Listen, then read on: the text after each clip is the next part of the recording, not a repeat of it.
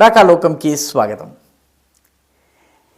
Non vegetarian వంటలు తినే వాళ్ళందరికీ ఎగ్ ఫ్రైడ్ రైస్ అంటే చాలా ఇష్టము. చేసుకోవడం చాలా సులభము, రుచికరంగా కూడా ఉంటుందట. మొత్తం మీద ఎగ్ ఫ్రైడ్ రైస్ చాలామందికి ఇష్టము. చైనాలో అయితే చాలామంది ప్రజలకు ఎగ్ ఫ్రైడ్ రైస్ అంటే చాలా ఇష్టము. ముఖ్యంగా చైనీస్ అమ్మాయిలు కానీ అబ్బాయిలు కానీ వంట నేర్చుకుంటే మొట్టమొదట వండే వంటకము ఎగ్ ఫ్రైడ్ రైస్. అయితే చైనా పాలకులు ఎవరైతే ఉన్నారో వాళ్ళ కేసు వేరు.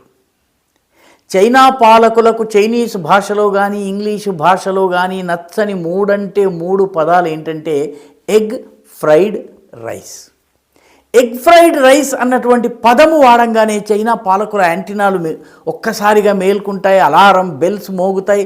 వాళ్ళు ఎవరన్నారని వెతకడం మొదలు పెడతారు. సోషల్ మీడియాలో ఎవరన్నా కానీ ముఖ్యంగా ఎగ్ ఫ్రైడ్ రైస్ ఫోటోగ్రాఫ్ పెట్టినా లేకపోతే ఎగ్ వంటకానికి సంబంధించిన ఎగ్ ఫ్రైడ్ రైస్ వంటకానికి సంబంధించిన వీడియోలు పెట్టిన అప్లోడ్ చేసినా వాళ్ళ మీద చర్యలు తీసుకుంటారు.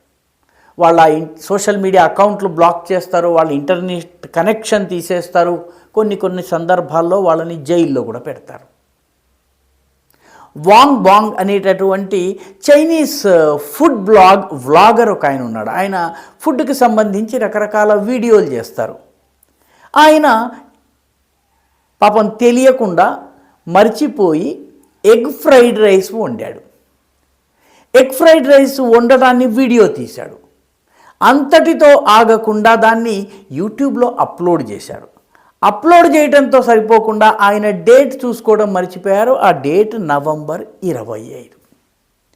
ఎగ్ ఫ్రైడ్ రైస్ అన్న పదము November 25 కానీ October 24 కానీ ఈ 2 తేదీల్లో ఎవరన్నా వాడినట్టయితే చైనాలో ఉన్నటువంటి కమ్యూనిస్టు నియంతృత్వ ప్రభుత్వం ఏదైతుందో దానికి ఒక్కసారిగా ఆవేశం కట్టలు తెంచుకుపోతుంది. ఎవరు దొరికితే వాళ్ళని అరెస్ట్ చేసేస్తుంది.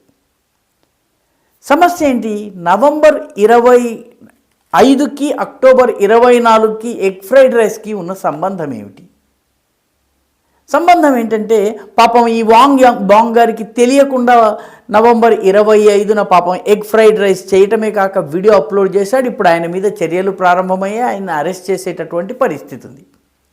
సమస్య ఏంటి? సమస్య ఏంటంటే 1950sలో కొరియాతోటి చైనా యుద్ధం చేసింది.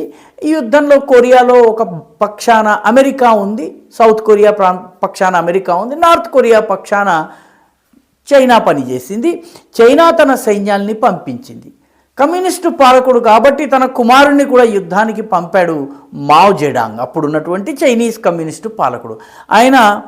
తన కుమారుడు, అతని పేరు మావ్ ఎనింగ్. ఈ మావ్ ఎనింగ్ అనేటువంటి వ్యక్తిని పంపించారు. ఇతను రాజకుమారుడు కాబట్టి ఇతన్ని చాలా జాగ్రత్తగా ట్రీట్ చేస్తూ ఉండేవాళ్ళు. యుద్ధంలో పెద్దగా పాల్గొనేవాడు కాదు, ఎప్పుడు క్యాంపులకు పరిమితమై ఉండేవాడు. ఎప్పుడు కూడాను పెద్దగా యుద్ధం చేసినటువంటి చరిత్ర లేదు. అందున రాజుగారి కుమారుడు, మావగారి కుమారుడు కాబట్టి పెద్దగా అతన్ని ఎవరు పట్టించుకునేవాళ్ళు కాదు. సోమరిగా ఉండేవాడు, యుద్ధంలో పాల్గొనేవాడు కాదు. అందరూ వెళ్ళిపోయిన తర్వాత జనరల్స్కి సంబంధించినటువంటి ఫ్రిడ్జ్లు, రకరకాల స్టోర్స్ నుంచి కాసిన గుడ్లు, కొంత రైసు తీసుకొచ్చేసి అతను ఎగ్ ఫ్రైడ్ రైస్ వండడం మొదలుపెట్టాడు.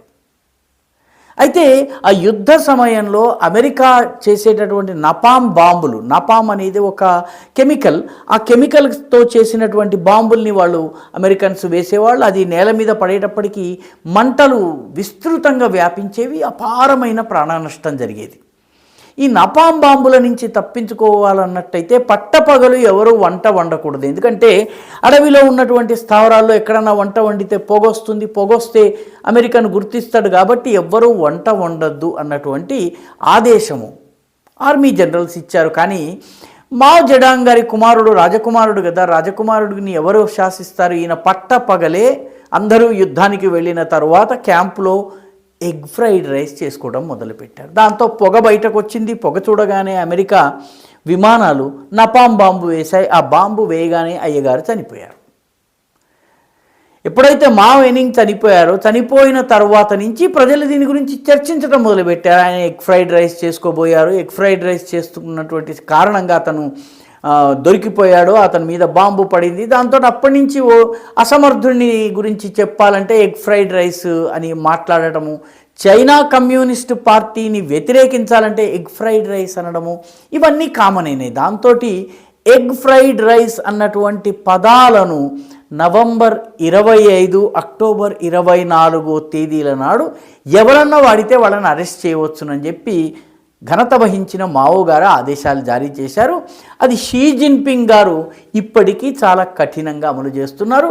మన యూట్యూబ్ ఫుడ్ బ్లాగర్ ఎవరైతే వాంగ్ బాంగ్ అనేటటువంటి వ్యక్తి ఉన్నారో, వాంగ్ బాంగ్ అనేటువంటి వ్యక్తి, ఈయన పాపము నవంబర్ 26నే పాపం ఈ వీడియోని పెట్టారు. దాంతో ఇప్పుడు ఆయన మీద చర్యలు ప్రారంభమైనాయి చాలా పెద్ద ఎత్తున. అంటే నవంబర్ 26 తరువాత కొంచెం 4-5 రోజులు అటు ఇటుగా ఎవరు ఎగ్ ఫ్రైడ్ రైస్ అన్నా కూడాను చైనాలో కంగారు. చైనాలో ఈ ప్రజలు కూడాను చైనీస్ కమ్యూనిస్టు పార్టీ నియంతృత్వాన్ని, షీ జిన్పింగ్ పాలనని వ్యతిరేకించాలంటే ఇటువంటి సింబాలిజంను ఉపయోగిస్తారు. ఇవాళ మా ఇంట్లో ఎగ్ ఫ్రైడ్ రైస్ వండుకున్నాను అని ఒకడంటే, అవునా బాగుందా ఎగ్ ఫ్రైడ్ రైస్ అని ఇద్దరు మాట్లాడుకున్నారు అనుకోండి, అది చైనా ప్రభుత్వాన్ని ధిక్కరించినట్టు. కాబట్టి ఎగ్ ఫ్రైడ్ రైస్ అన్న పదం వినగానే చైనీస్ కమ్యూనిస్టులకి కంపరాలు మొదలవుతాయి. అదొక్కటే కాదు, చైనీస్ కమ్యూనిస్టు పార్టీ నియంతృత్వ కమ్యూనిస్టు పార్టీ యొక్క సైనికులకి, దాని యొక్క పాలకులకి, వీళ్ళందరికీ కూడాను ట్యాంకు బొమ్మ చూస్తే కూడా భయం. ఎవరన్నా గనక తన టీషర్ట్ మీద 8-9 కానీ లేకపోతే 6-4 అని కానీ పెట్టుకున్నారనుకోండి, అది పెట్టుకున్నా కూడా వాళ్ళని అరెస్ట్ చేస్తారు. కారణం ఏంటంటే ట్యాంక్ బొమ్మ వాళ్ళు గనక చేసి ఎవరన్నా ఆ ట్యాంక్ లాంటి బొమ్మని పట్టుకున్నా లేకపోతే ట్యాంక్ లాంటి కేక్ తయారు చేసినా కూడాను అది చాలా సమస్య. ఎందుకంటే 1989లో టైనన్మెన్ స్క్వేర్ అనే ప్రాంతంలో తిరుగుబాటు చేసిన ప్రజలపైన ట్యాంకులను నడిపించి చంపేసింది చైనా. కాబట్టి ఎవరైనా ట్యాంక్ బొమ్మ గీసినా, ట్యాంక్ గురించి మాట్లాడినా చైనాలో అది చాలా ప్రమాదకరం. ఈ విషయం తెలియని జీ లియాఖీ అనేటటువంటి ఒక బేకర్, ఆయన మంచి కేకులు తయారు చేసే వ్యక్తి, తన ప్రేయసికి ఒక ట్యాంకు రూపంలో ఉన్నటువంటి కేక్ తయారు చేసి ఆయన ప్రజెంట్ చేసినటువంటి రోజు జూన్ 4వ తారీఖు, టైనన్మెన్ స్క్వేర్ సంఘటన జరిగినటువంటి రోజు. 1989లోని 8-9ని ఎవరన్నా కనుక టీషర్ట్ల మీద పెట్టుకున్నా, బ్యాక్గ్రౌండ్లో క్యాలెండర్లో 8-9 ఉన్నా కూడా పోలీసులు కంగారు పడిపోతారు. జూన్ 6-4 ఉన్నట్లయితే ఇంకా ప్రమాదకరం, ట్యాంక్ బొమ్మ ఇస్తే ఇంకా ప్రమాదకరం. అయితే ప్రజలు కూడా చైనీస్ కమ్యూనిజాన్ని వ్యతిరేకించేందుకు, తిరుగుబాటు చేసేందుకు చాలా తెలివైనటువంటి ఇంజీనియస్ పద్ధతుల్ని సంపాదిస్తున్నారు. కాబట్టి చైనీస్ ప్రజలు ఎగ్ ఫ్రైడ్ రైస్ని పదే పదే తింటున్నారు. నవంబర్ 25న అక్టోబర్ 25న అక్టోబర్ 24న మొత్తానికి చైనాలోని కమ్యూనిజాన్ని వ్యతిరేకించాలంటే చైనీస్ ప్రజలందరూ ప్రతిరోజు ఎగ్ ఫ్రైడ్ రైస్ తినాలి, లేకపోతే దాని గురించి మాట్లాడాలి.